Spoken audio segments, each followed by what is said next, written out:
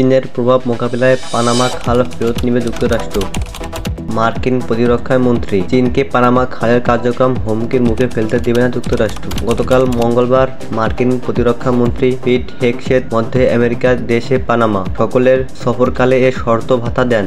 জানুয়ারিতে Donald Trump মার্কিন president হিসেবে দায়িত্ব গ্রহণের পর হেগসেথ হলেন দ্বিতীয় কোনো শীর্ষ মার্কিন কর্মকর্তা যিনি পানামা সফর করেছেন। তিনি জলপথে চীনের প্রভাব মোকাবেলায় যুক্তরাষ্ট্রের খনন করা খালটি ফেরত নেওয়ার প্রতিশ্রুতি দিয়েছেন। প্রবেশপথে অবস্থিত একটি পুলিশ স্টেশনে বক্তৃতাকালে হেগসেথ বলেন, আজ পানামা খাল ক্রমাগত হুমকির সম্মুখীন।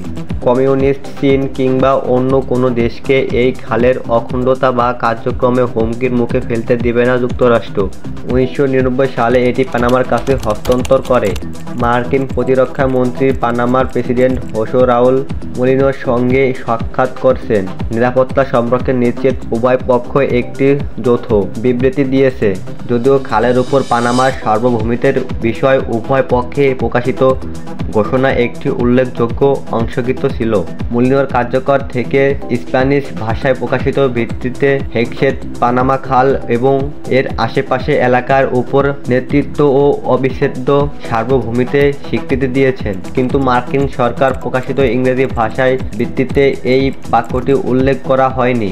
হংকংয়ের একটি কোম্পানি আটলান্টিক ও প্রশান্ত মহাসাগরে যুক্তকারী পানামা খালের উভয় প্রান্তে দুটি বন্দর পরিচালনা করে। বিশ্বব্যাপী মোট জাহাজ চলার 5% হয় এই জলপথে দিয়ে। ট্রাম্প প্রশাসন পানামার উপর প্রচণ্ড চাপ সৃষ্টি করছে যাতে দেশটি খালের উপর চীন প্রভাব কমাতে পারে। ওয়াশিংটন এই প্রভাবকে জাতীয় নিরাপত্তার জন্য হুমকি হিসেবে দেখে। তবে এই জলপথের উপর চীনের বাক্য নিয়ন্ত্রণের দাবি অস্বীকার করেছেন পানামা।